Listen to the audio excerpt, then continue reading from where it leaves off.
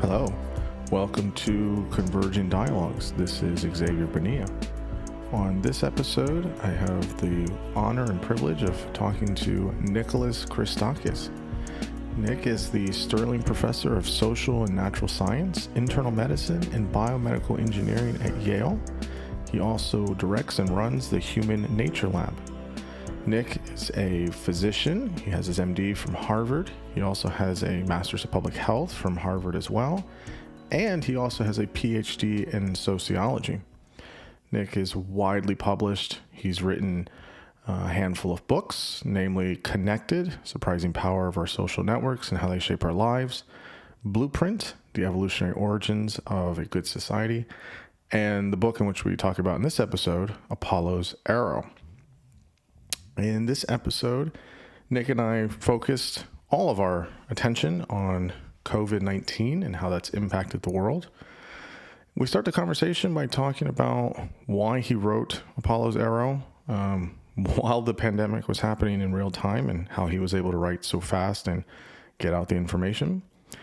He details for us the basic facts of COVID and how the virus works. We specifically talks about the lethality rate versus the infectious rate. We briefly talk about the validity of a potential lab leak and some of the etiology of COVID.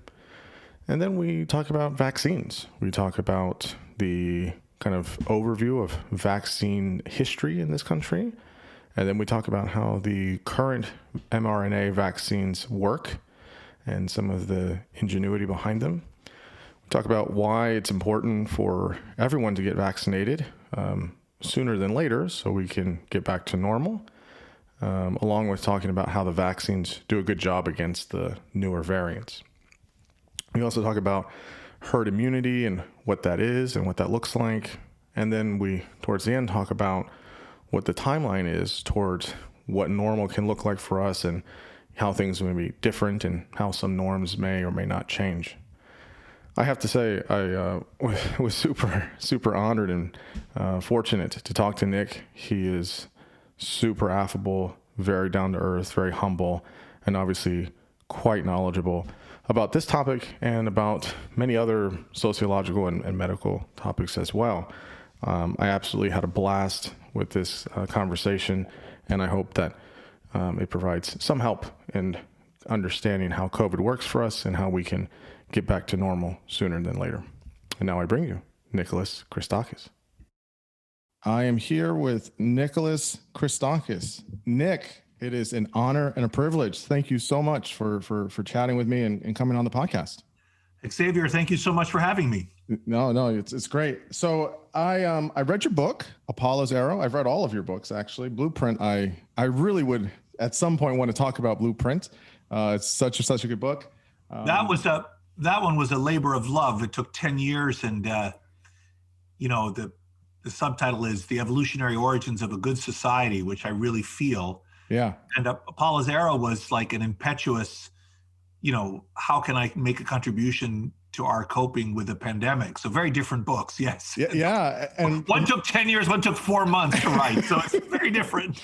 But Blueprint, I was like, well, maybe I can talk about both. I was like, there's no way I can talk about both in an hour. So I want to focus just on Apollo's Arrow, but then, maybe some other time you can come back on and talk about Blueprint. So, that was what my first question was. How the hell did you write a book while the pandemic was happening and get it out and get it published? Like, that's incredible. I mean, how did you do it? Well,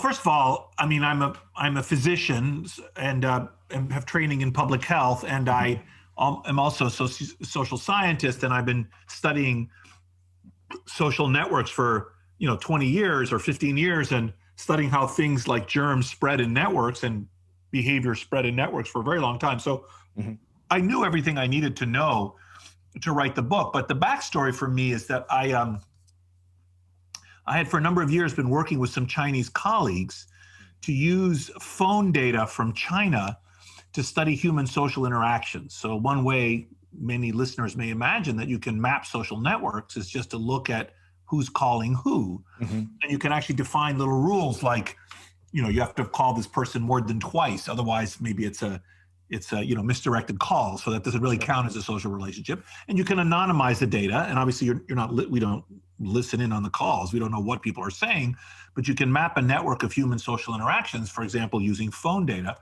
And we, with my Chinese colleagues, had some phone data in China, and we'd been studying things like what happens to the economies of two cities that are suddenly connected to each other because of the building of a high-speed rail line. How do the social interactions change, for example, using the phone data before and after the rail line, for instance, or other sorts of questions like that.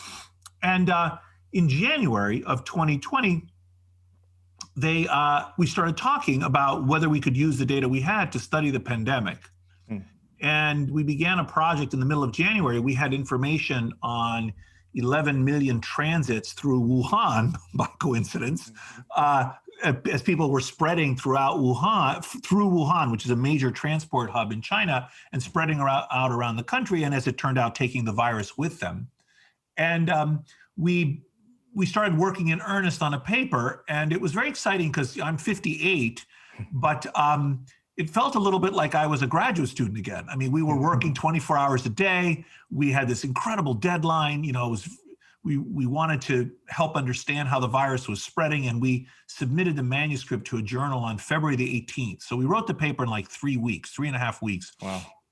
Analyzing the data. And we showed that just using phone data alone, we could predict the timing, location, and intensity of the outbreak throughout the rest of China as people spread out through China. And our species had the tremendous misfortune that the virus leapt to human beings at the precise moment and the precise location, namely China, in the run-up to the annual migration of 1 billion people. So it's the Lunar New Year in China, and there are 1 billion movements that happen in China. People move, it like puts our Thanksgiving, travel to shame, Anyway, so as a result of this, I was paying attention to what was happening in China. And as a result of that, I was intimately familiar with the fact that as of January the 25th, the Chinese government promulgated regulations that required 930 million people to stay at home.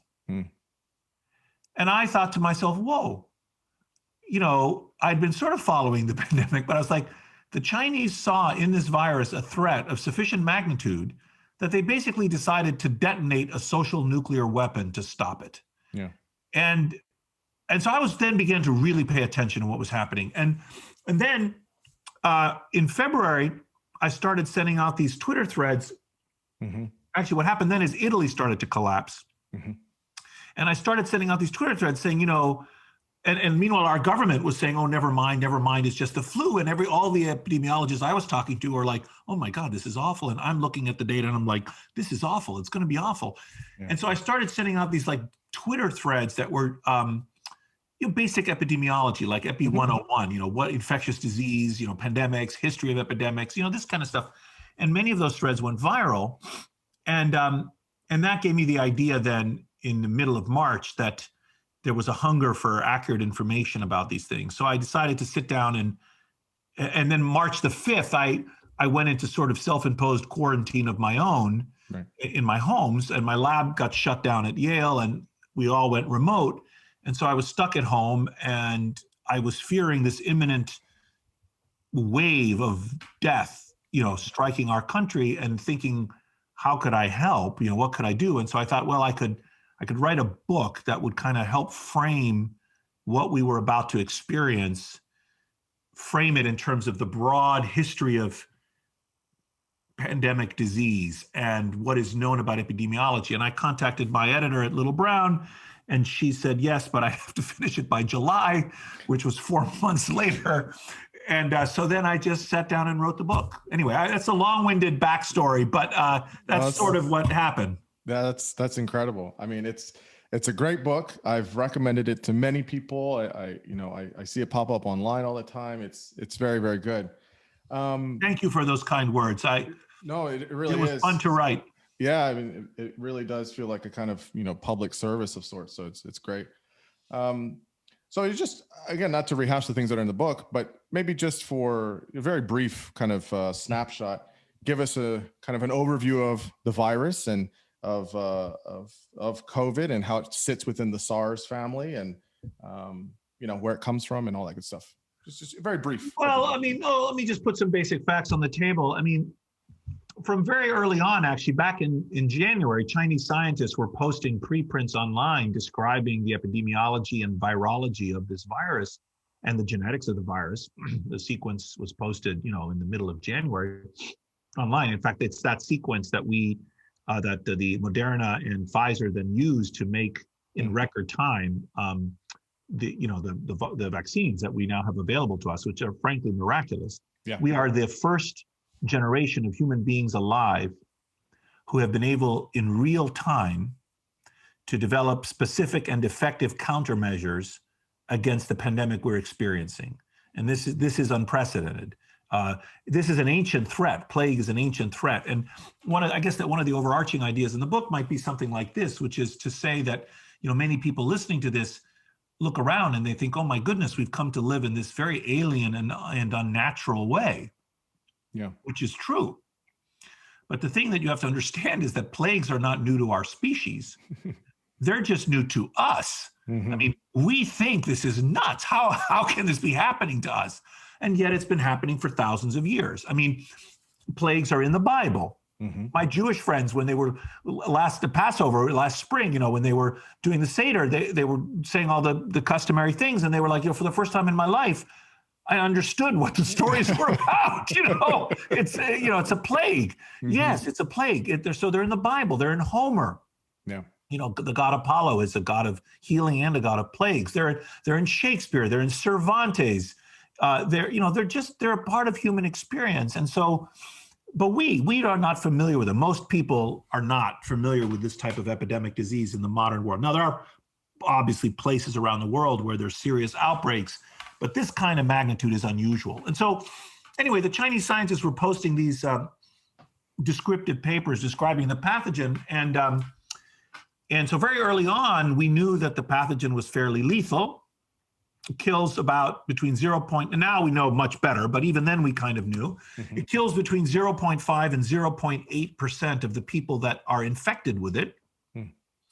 And if you get symptoms from the disease, your chance of death is about double that. So between 1 and 1.6%. Let's say about 1 or 1.2%, 1%, let's say, of the people who get the virus and get symptoms from it die. Mm-hmm. Now that varies by age. Sure. Of course, as we all know now, thank goodness in some ways. Mm-hmm. So the very young are spared almost completely. Yeah. And the elderly, so if you're under 25 and you get sick from this disease, you might have a 1 in 5,000 or 1 in 10,000 chance of dying. If you're in 50s, you might have a 1 out of 100 chance of dying. If in your 80s, maybe a 1 out of 5 chance of dying. Mm-hmm. Now, 1% of people dying from the disease is actually quite a serious infection. Sure. You should, if you're an infectious disease doctor, you're worried about that. It is about 10 times deadlier than the flu. Mm-hmm. And even among the young, in case you have young listeners, what I want to emphasize is you have to understand that death is not a problem of the young under any circumstances. Right. And what you need to understand is that if you get this, you should not treat this virus benignly. If you get this virus, your chances of death in the next year go up 30 to 50%. That's like a significant increment in your chance of death. If you're a 22-year-old person, yes, you have a low chance of death in the next year. I don't know what it is, maybe 1 in 2,000 or something or less, somewhere around there. Mm-hmm. But if you get the virus, your chance goes up from that. So it's bad. It's not a good thing to get this virus. Anyway, that's how lethal the virus is. And also in parallel to that, the scientists published some papers that help us understand how communicable the virus is, how infectious it is. And this can be quantified using something known as an R naught, R sub 0, the basic reproduction number, which of course is described in the movie Contagion, which is a fabulous movie, actually very ironically prescient. I watched it last year during the summer, freaking myself out, being like, oh my God, it's coming true. Well, the thing is, the pathogen in the movie Contagion had a lethality that was about 30 times higher. It killed about 30% of the people that it infected. And I should say, as an aside, we are lucky, bad as this disease is, we are lucky that it's not deadlier. I mean, it could have killed 10% or 30% of the people it infected. There's no God-given reason it doesn't do that. It just only kills 1%. If it had killed 10 or 30%, we in the 21st century would have been facing a kind of medieval bubonic plague kind of catastrophe. And while bubonic plague is a bacterium, Yersinia pestis, and cholera is a bacterium, and those deadly diseases, we have antibiotics to treat them. But viruses, we don't have drugs to treat viruses, so to speak of. And so if this virus had been that deadly, like Ebola is super deadly, or smallpox super deadly, you can just imagine what would have happened to us. Anyway, so we know it's about 1% lethality, and the basic reproduction number turned out it's about 3. So if in a normally interacting host population before we started, staying away from each other, and with no immunity, each case would create 3 new cases, and that's quite infectious actually. And the influenza, normal seasonal influenza, is about 1.5. So each case barely reproduces itself. Each case makes 1.5 new cases. This case, measles is the most infectious disease known. Each case makes 16 or 18 new cases of measles, which is just, you can imagine, measles outbreaks just tear through a population. So now it turns out you can take those 2 numbers, the lethality, and plot that on the x-axis, how lethal is the virus, let's say, and then on the y-axis you plot how infectious is a virus, and you can look at the respiratory pandemics for the last 100 years and plot them. And so, for example, here in the upper right, the most lethal, let's say, that of the respiratory pandemics the last 100 years, and the most contagious, and that would be, in the upper right, and that would be the 1918 influenza pandemic. Its lethality was about 2.5%. It was a bit more infectious. It's a bad disease. The previous second worst was the 1957 influenza pandemic that killed about 110,000 Americans. That'd be about 220,000 in today's terms. And then down here in the lower corner, you might have the 2009 H1N1 pandemic, which all of us were alive for, but nobody remembers because it just gave you the sniffles. It didn't kill you. So if you took those 2 numbers I told you earlier back in January, which I did, and you just plot them on this graph, which is actually a very standard, like CDC standard way of thinking about pandemics, you could instantly see that this pandemic was going to be serious. It was going to be the second worst, and it is the second worst respiratory pandemic we've had in the last 100 years. So it's bad. And finally, what you need to understand is that respiratory pandemics come every 10 or 20 years, but we only get really bad ones every 50 or 100 years. And all of us just happen to be alive at a time when, we are having one of these once in a century events. And I don't think the American people have yet fully grasped what's happened to us and what's going to continue to happen. This is a catastrophe, and we will see the other side of it. I mean, we will get through it, but 500,000 Americans have already died, and as many as 1 million will die. 5 times as many people as die will have some kind of permanent disability. So between 2.5 and 5 million Americans who will need care and expense and will suffer from this. So this is not long or short COVID. This is you recover, but your body is now adversely affected. Your kidneys or your lungs or your brain or your heart has been harmed by the virus, your exposure to the virus.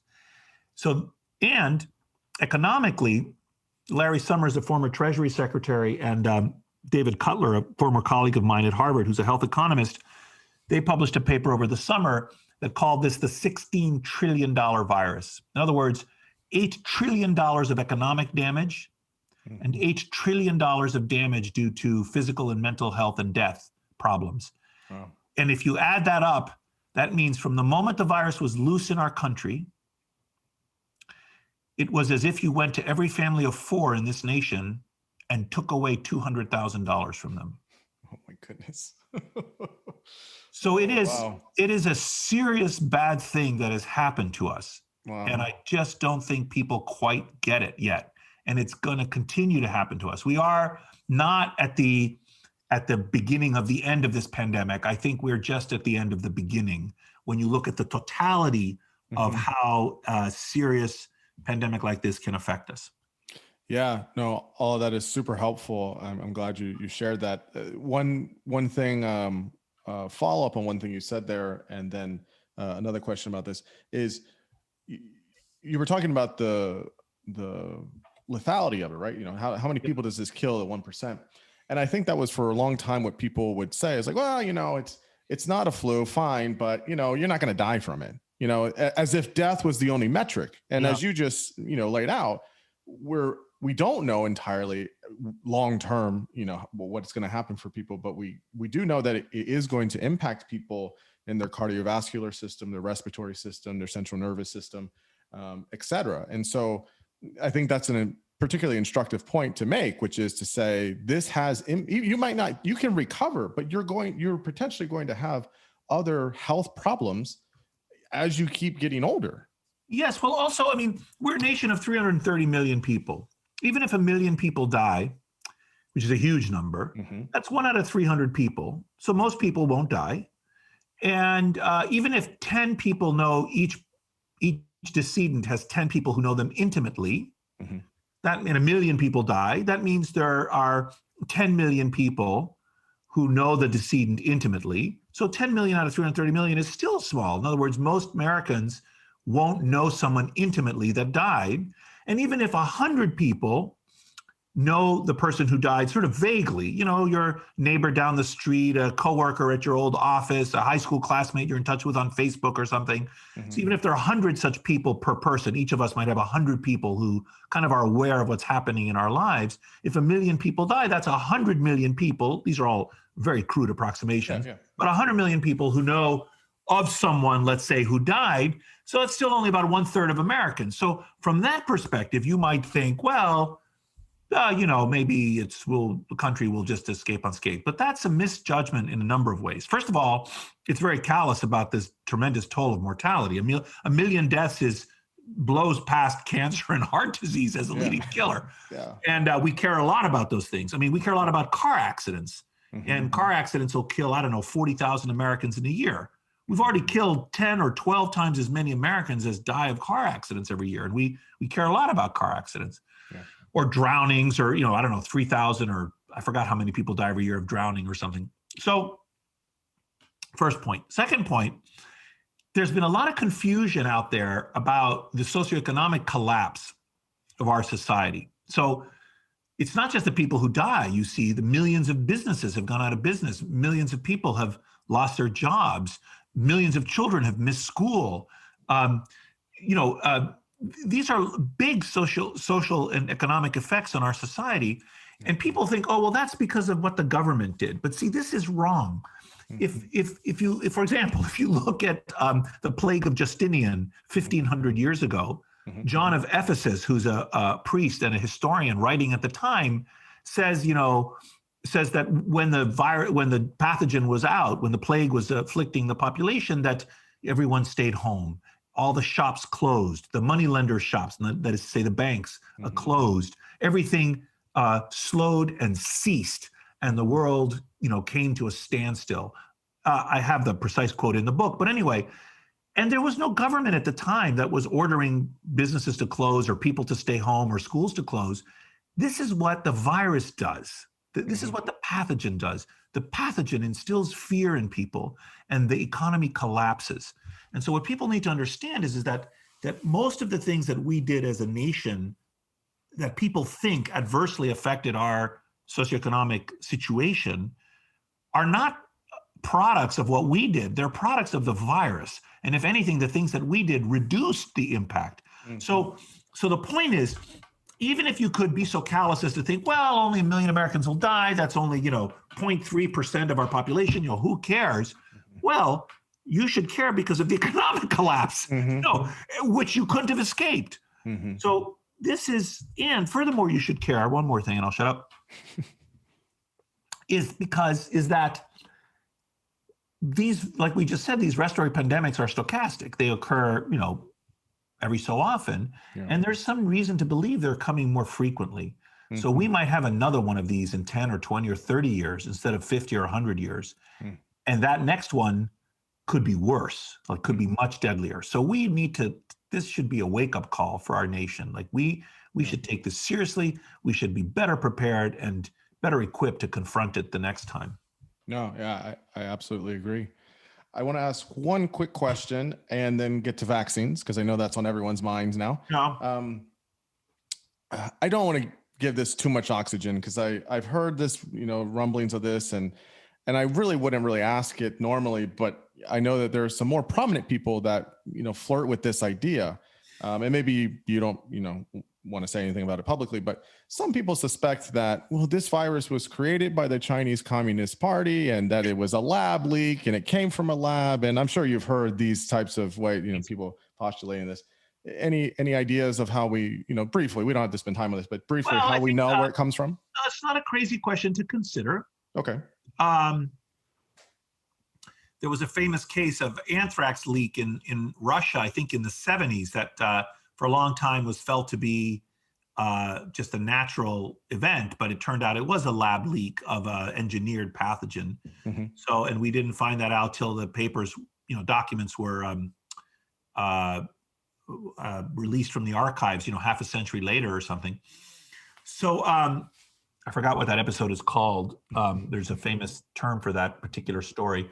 But I think the expert geneticists, have reliably informed us that there's no evidence that this particular pathogen was engineered. So it was not engineered as a bioweapon. First point. That leaves two remaining possibilities. One was the accidental lab leak hypothesis. In other words, that this was a naturally occurring pathogen that was collected in bats in Yunnan, which is about 1,000 miles away from Wuhan, and was being studied, let's say, in one of two important laboratories in Wuhan, and then accidentally escaped.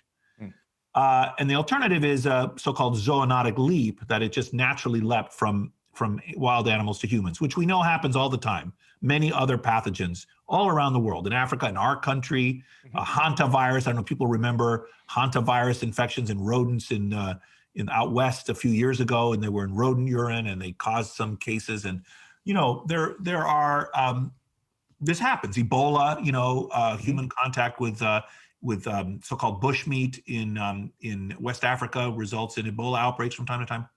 HIV was a zoonotic leap. Its ancestor was simian immunodeficiency virus, probably in the 1950s, for reasons that are a little unclear, or by mechanisms that are a little unclear. It leapt from primates to humans.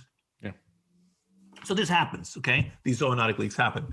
That's probably what happened here. Now, it is true that we haven't yet been able to trace out, and there's some gaps in the transition. And this has led to suspicion that actually the alternative hypothesis of an accidental lab leak is what explains it. I think that's possible, but I don't think that's very likely at all. For example, the 2003 SARS outbreak that spread and infected about 7,000 people or 8,000 worldwide and killed about 800 people. That was also a leap from bats to humans. Yeah. And so we have examples of this. And I think that is the most likely explanation. It was some unobserved move from animals to humans. And it probably occurred, the latest evidence is pushing back the date. It probably occurred in October. I think in the book I say November, but it could have occurred as early as October. And then slowly, brewed, and then here we are. Yeah.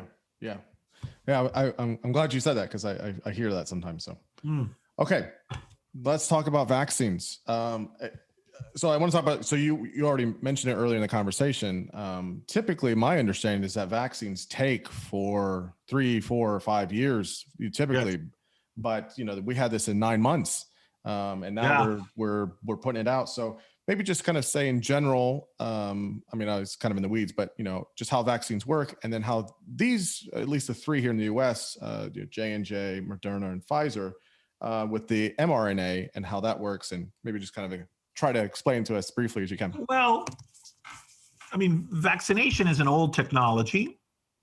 Edward Jenner, 200 years ago, takes cowpox pustules from a milkmaid and vaccinates. That's why we get the word vaccine from cow, the Latin word for cow, and vaccinates the son of his gardener, and with cowpox. And then actually people had thought to do that before, but what Jenner did, which is, would be considered grossly unethical now, is after giving cowpox to the little boy, then deliberately infected him with smallpox, a month or two later, and saw that actually he didn't get smallpox, which is unbelievable. And this technology very rapidly spread worldwide. I mean, it was a miraculous. Smallpox was was very deadly and was killing huge numbers of people. Yeah. And beginning about 100 years ago was this sort of golden age of vaccinology, where many vaccines for, typhoid and tetanus and all kinds of conditions were invented using different techniques. And one of the most basic techniques still in use today, in fact, the Sinovac vaccine, the Chinese COVID vaccine, you take live virus and you attenuate it by exposing it to heat or chemicals, and you make it so the virus can't infect you or reproduce in you. But when we give you this attenuated live virus or an inactivated version of the virus, it still stimulates an immune response in you, and therefore you're now immune to the virus, and you've acquired this immunity without having to actually suffer the danger and pain of a real infection. And then, of course, in the last 50 years, we've had many other, in fact, the polio vaccines were like that. One version of the polio vaccine was live attenuated polio vaccine. And there were inactivated versions as well. There were the Salk and the Sabin vaccines. And so there have been many other types of technologies which have been invented since then, including sort of genetic modification technology. So one thing that is done with the AstraZeneca and the Johnson & Johnson vaccine is they take an adenovirus, which is let's say, a very benign cold virus. In the AstraZeneca version, they take a chimpanzee adenovirus, which gives chimps like the sniffles. And the Johnson & Johnson, they take a human adenovirus. It sounds creepy to infect you deliberately with a chimpanzee vaccine, but actually in some ways it's better because it's even more not, like you're not affected by a chimp vaccine, just like your dogs might get pathogens that don't come to us. So it's a chimpanzee vaccine. Then they engineer it, so they modify part of its DNA so that it has like codes for the spike protein from the coronavirus. And then they inject you with that. And then it's as if you have been infected with a cold virus, but you mount an immune response to all parts of the virus, including the spike protein of the coronavirus, so that if you do ever then naturally encounter the coronavirus, you already are prepared with an immune response to it.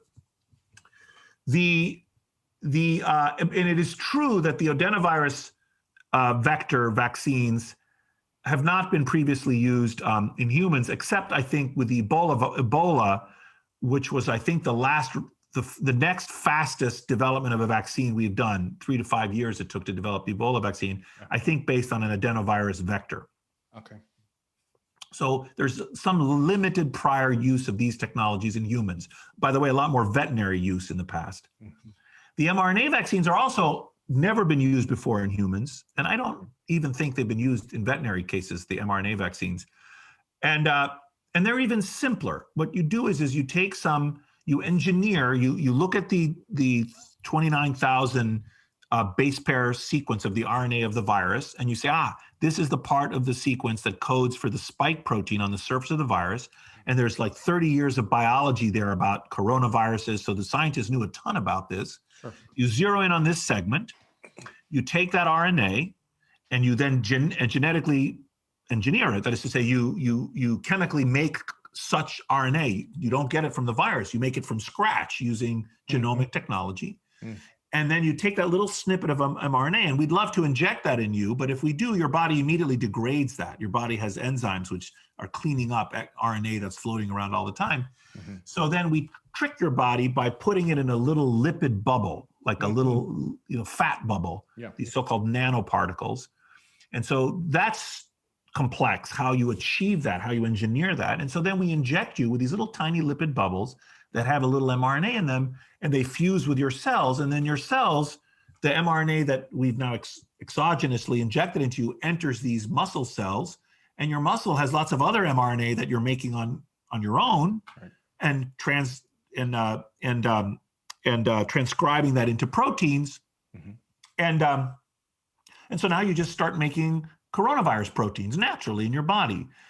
What you need to understand, though, is that's what you would have done if the coronavirus had actually infected you. You've done all of that same stuff. The coronavirus would have come into your body, would have been absorbed, you would have started manufacturing the proteins. But now, instead of giving you the whole coronavirus, we give you a tiny part of it, which cannot harm you. And then you start making the spike protein, and your body recognizes the spike protein as not human and mounts an immune response. as if you had been infected naturally with the coronavirus. And it's magical. And then that's incredible. I've never heard it explained that way. And that is, I mean, much more illuminating than I had imagined it was. That's incredible. Yeah, it's incredible. And then so we trick your body to start manufacturing this spike protein. And then your body recognizes, hey, well, alert, alien invasion. And then it mounts an immune response. And then if you were ever exposed naturally to the virus, you're already prepared. You've been vaccinated. Mm-hmm. Now, it is true that we have no history using mRNA vaccines in humans.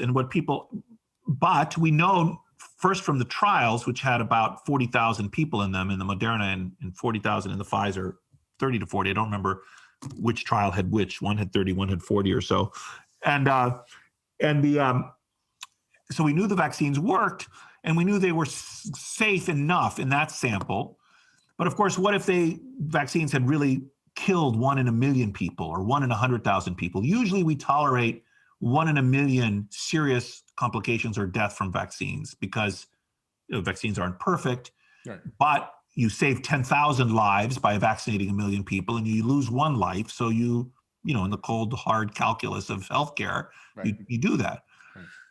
But people, including me, were worried that the vaccines might not be safe enough, even if they were effective, that they might result in 1 in 100,000 serious problems or something. And that would be very high rate, which would alarm us. But now we've administered these vaccines to hundreds of thousands, millions of people, and they're really super safe. Nobody has gotten, there's some issue right now, some concern with the AstraZeneca vaccine in Europe, which I think may wind up being misplaced. We can talk about that if you want, although the story is not complete yet. Mm-hmm. But the vaccines are exceedingly safe, so safe that they clearly outweigh any risk compared to actually getting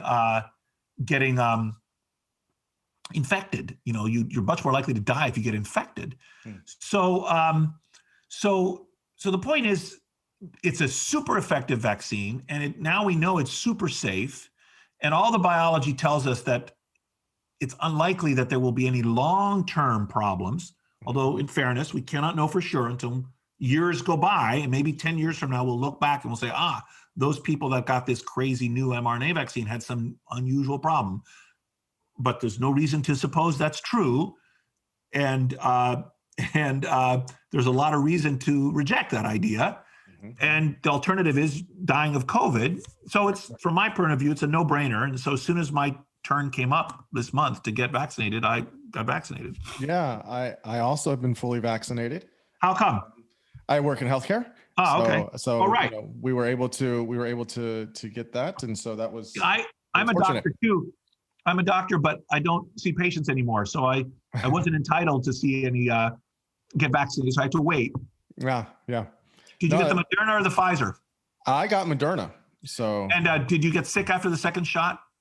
So let me tell you, the first shot was my arm hurt for like a day or so. Yeah. The second shot was. I had a lot of like weakness, lethargy, fatigue. When did it start? How many hours after your shot, and how long did it last? I'd say like 6 hours after I got the shot. And then it was I got on a Friday, and then all Saturday I felt like garbage. And then by Sunday afternoon I was okay. And I'm asking this because I have to give a lecture. I'm getting my shot on like a Wednesday at 2:00, my next Moderna shot. And then I have to give a lecture the following day at 4:00. And I really. You'll be coming, like it has for most people, you'll probably be coming out of the tail end of it. So I'll be able, if I take a shower and a cup of coffee, I should be able to you'll be good. Yeah, maybe an energy drink and a coffee, and you'll be good. Yeah. All right. Okay, I'll plan on it. Sugar, caffeine jolt, get me through. Yeah. That's so incredible about how the vaccine works. And I know that. One more thing while we're on it, the Novavax vaccine, mm-hmm. which I think we're beginning to see results from, which I think we just saw. I think there's good evidence the Novavax vaccine will work as well. I think we're just waiting for the approval. The Novavax vaccine actually just directly injects you with the spike protein. Oh, wow. And this is so instead of exploiting your body's genetic machinery to translate the RNA, to transcribe the RNA into into the spike protein. We just put the spike protein right in you. It turns out this is not so easy to do, actually. And this technology is very new as well. And I think we have evidence that the Novavax vaccine is also effective. So we're going to have many different vaccines with different properties available to us. And I think the Biden administration has done a phenomenal job making them available to all Americans. And let me just say that the more people that get vaccinated, the faster, the better for us in several ways. First of all, we're in a race against the virus, which is trying to outsmart us in a Darwinian way. Yeah. We want to basically make it very difficult for the virus to evolve to have variants that are worse for us. I was going to ask about that. Yeah. Well, if we do a slapdash or slow vaccination, we can, in ways that I can explain, we make it easier for the virus to mutate and harm us, worse. But also, the more people we can vaccinate, the sooner we will be able to return to normal. Because I benefit not only when I'm vaccinated, but I benefit. The vaccines are good, but not perfect, right? They're 95% effective. That means that compared to someone who's unvaccinated, I have 95% lower odds of getting sick or dying from the pathogen, but not 100% lower odds. That is to say, there's still a 5% chance, let's say, that I might, in that situation, acquire the virus or get sick from it. And but I get multiplicative benefit if I'm vaccinated and you're vaccinated. Right. Now the odds of either of us getting sick are, 5% of 5%. Exactly. Right. Very small. Yeah. Yeah, exactly. So the more people that are vaccinated, the better. The sooner we'll return to normal. Yeah, about that. I mean, I know there's variants. So the UK, the South African, there's handful of variants. Brazil. Do these vaccines work against these variants? So far, yes. Know? So far, yes. So far, yes. Most people have adequate protection, even against the variants of concern. Now, it doesn't work against every variant, and it doesn't work in every person. Sure. But the vaccines, thankfully, still offer material protection against most of the variants, if not all, so far. And if, but I'm very worried that variants will emerge which can evade the immunity induced by the vaccine, and that would be very concerning to our species. Yeah.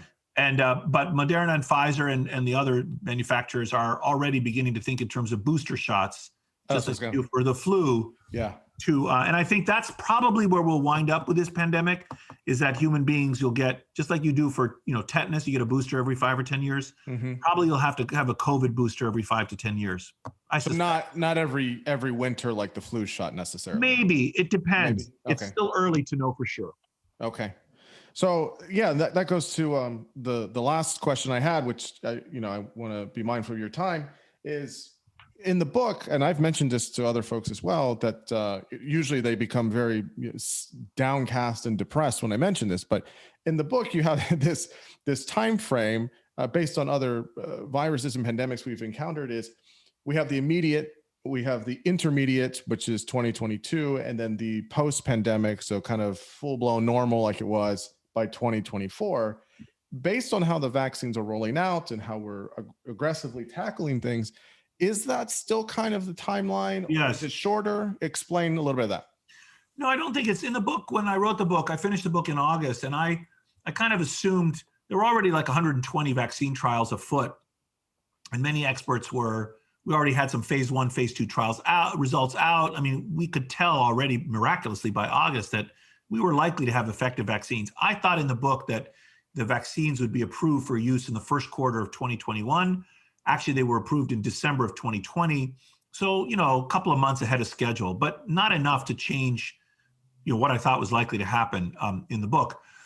So here's where we're at. Actually, let me do a little tangent. Sure. So first, just people have been hearing about this notion of herd immunity. Herd immunity is the idea that a population of people can be immune to an epidemic, even if not every constituent individual in that population is immune. So for example, if you vaccinate 96% of the population for measles, if one of the 4% unvaccinated non-immune people were to get measles, you don't get an epidemic because there's nobody for them to spread it to, right? Everyone they interact with, or 96% are vaccinated. And you should have the intuition, so that means you don't have to get 100% vaccination. 96% is enough not to have measles outbreaks. And you should have the intuition that the more infectious the disease is, the higher that percentage. And that's why for measles, the most infectious disease known, you need to have this very high percentage. And you can calculate the herd immunity threshold with a formula, which is the R naught minus 1 divided by the R naught. So for coronavirus, it's 3, as we just said earlier, it was the R naught. 3 minus 1 is 2 over 3 is 2/3, or 67% would be the herd immunity threshold. That's how many people we would have to have acquired immunity, either because of the vaccine or naturally, before we reach this threshold where it's very difficult for the virus to keep killing us. Now, the virus is still present. Right. It still spreads from person to person. It still causes mischief and death, but its epidemic force has been sapped when we reach that herd immunity threshold. Mm-hmm. Now, it turns out for technical network science reasons that actually the number is not quite that high, because people vary in how many social connections they have. So as more popular people acquire the virus and acquire immunity, immunizing them naturally reduces the spread of the virus through the population even more. Mm-hmm. So if you make that adjustment with an R naught of 3 in coronavirus, the herd immunity threshold is probably about 50%. So we have to get to at least 50%. Now, the more the better. This is why Fauci is talking about higher numbers. 70, 80% is ideal, but at least 50%. So where are we right now? We've invented the vaccine, but we have to manufacture hundreds of millions of doses. We have to distribute those doses. We've got to administer those doses. We've got to persuade people to take the damn doses. And that's all going to take time. And then after we vaccinate our country, we've got to vaccinate the rest of the world. Right. So all of that, and meanwhile, the virus is still spreading. Probably 20% of Americans already have been infected and acquired immunity naturally. If we hadn't invented a vaccine, that would have been our fate. More and more people would have been infected till we got to the herd immunity threshold. This is what happens for thousands of years with previous pandemics, plus a bunch of other things discussed in the book having to do with how viruses over time tend to evolve to be less severe, not more severe. There's some exceptions to that, which are also quite interesting. But anyway, so for my desk, until the end of 2021, it's going to be the end of 2021 before we reach herd immunity. And we'll reach herd immunity either artificially because we vaccinate people, or naturally because they get the infection, or both. Right. We'll have 50, 60, 70% of people immunized. And then that'll be the end of the immediate pandemic period. We'll reach this herd immunity threshold, and the sort of the epidemiological impact of the shock of the virus will be over. It'll, like a tsunami, wash the shore, wreaked a lot of devastation, and then the waters will recede. But then we will enter the intermediate period, which is we've got to clean up the mess, right? And these epidemics cause a tremendous amount of social, economic, psychological, and clinical harm. And that, if you look at the history of epidemics, that typically takes some time before, millions of kids are out of school. They've lost time reading. We need to fix them. People with disabilities, they need attention. Our economy's in tatters. We got to stand up all these businesses. People need to find work again. All of this takes effort, right? We're borrowing trillions of dollars. I mean, let's not forget that. So there's a lot that needs to be done. That takes a couple of years typically. And then let's say till the end, these are approximate dates. Let's say till the end of 2023. And then I think at the beginning of, sometime in 2024, end of 2023, we're going to have a bit of like the roaring 20s of the 21st century, similar to the roaring 20s of the 20th century. I think what we're going to see then is, like typically during times of plague, and we're seeing that now, religiosity rises. People become more religious during times of plague. And that's what's been happening now. It's not surprising. Yeah. Death is walking the streets. People are suffering. They're at home. They're thinking about their lives. They're isolated. Religion goes up. Social interactions go down. People stop interacting. They're at home. Spending goes down, either because people have lost their jobs, or there's nowhere to spend money. The businesses are closed, or they're saving their money because they're worried about some catastrophe they might get sick. So they're saving money. And we see that happening now. Savings rates are through the roof in our country right now. But when the post-pandemic period comes, all those things will reverse. Religiosity will plummet again. People will relentlessly seek out social interactions in nightclubs and restaurants and bars and sporting events and musical concerts and political rallies. We might see some sexual licentiousness. I talked about this. I gave an interview, and I sort of told that story as I discussed in the book with the Guardian, and then the New York Post gave me the New York Post headline treatment. They said, Yale professor predicts orgies, when pandemic That's not what I said. I just said that, people have been cooped up for a long time. Yeah. And my sister, Katrina, says, Nicholas, whenever you talk about that, you should hasten to add that this only applies to unmarried couples. This has become a joke in the extended family. This does not apply to married couples. Anyway, the point is, people are going to seek out social interactions of all kinds, and they're going to start spending, right? I mean, people have been, they're restraining their spending right now. So I think we'll see an economic boom. I think we'll see an efflorescence of the arts, a kind of entrepreneurial zeal. So I think, we're in for that is what's likely to happen. It's not going to start suddenly and it's not a precise time, but that's the sort of sequence in the post-pandemic period. Yeah. Well, Nick, I mean, I want to be respectful of your time. I know you're a super busy guy doing all this great work. So tell us. Hey, one more thing I'll just mention to your listeners. My laboratory has released an app that's available for download in the United States. It's called Hunala, Hunala, and you can get it on Google Play or on the Apple iTunes Store. It's released through Yale University. It is like Waze for coronavirus. It's not a contact tracing app that tells you whether you've previously been exposed to the virus. It forecasts your risk of being exposed to the virus in the future. Oh, cool. It crowdsources information. You and your friends report if you've had symptoms or been vaccinated. We also get data from the CDC and other sources. We use this machine learning algorithms.